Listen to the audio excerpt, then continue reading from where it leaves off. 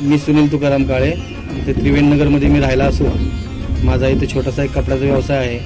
तसंच माझं कुदरवाडीमध्ये एक वर्कशॉप आहे.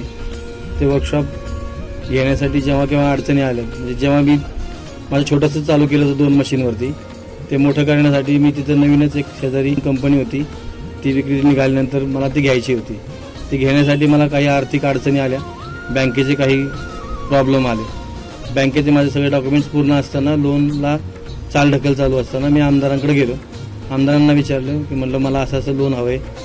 आमदारांनी बँकेत ताबडतोब फोन करून मला त्या कामी सर्वतोपरी मदत केली. माझं लोन झालं. मी कंपनी घेऊन व्यवसायात आज तिथं माझे जवळजवळ 16 कामगार काम करत आहेत. इथे छोटंसं कपड्याचा व्यवसाय असून त्या कपड्याच्या व्यवसायामध्ये आज 3 कामगार काम करत आहेत. हे जे काही मला झाले सगळं ते आमदारांमुळे झाले, किंवा आमदारांनी मला वेळोवेळी मदत केल्यामुळे मी आज व्यवसायात उभा राहू शकलो. विद्यमान आमदार श्री विलास विठोबा लांडे, सर्वांसोबत सर्वांसाठी.